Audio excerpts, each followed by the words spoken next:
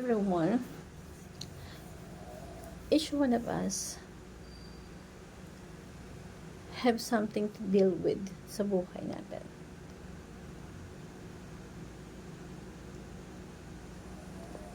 At lahat tayo, pinagdadaanan natin yun. Walang hindi dumadaan doon. That's why, don't doubt your own ability. Magtiwala ka sa sarili mo sa kung anong meron ka. We all got to deal with the enemy of doubt. Lahat tayo nagdadaan sa ganyan.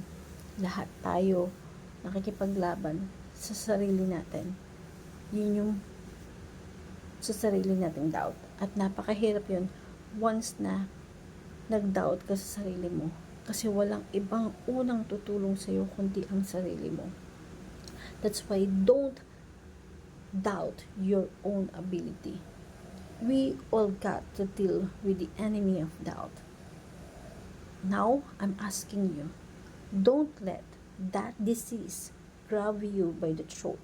Huwag mong hayaan na unti-unti kang nilalamon ng disease na yon hanggang sa hindi ka makasurvive.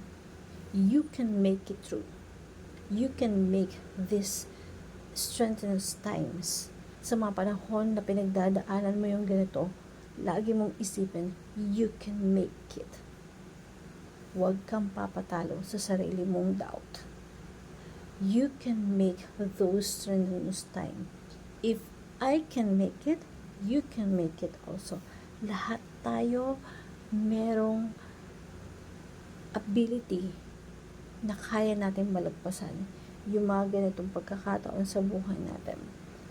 Kung magda-doubt ka sa sarili mo, sino pa ang tutulong sa'yo? Wala ibang unang tutulong sa'yo kundi ang sarili mo. Don't let doubt your ability. We are like Christ. We are created by the Creator with a special thing. Yung ability na meron ka, dapat pagkatiwalaan mo yan. Kasi ibinagkaloob sa iyo yan as a gift. Huwag mong hahayaan na pagdudahan mo yung doubt mo. Kasi once na pinagdudahan mo yung doubt mo, magpapalaman ka sa sarili mong kahinaan. Hope you learned something, this simple, short motivation. Thank you everyone, and God bless.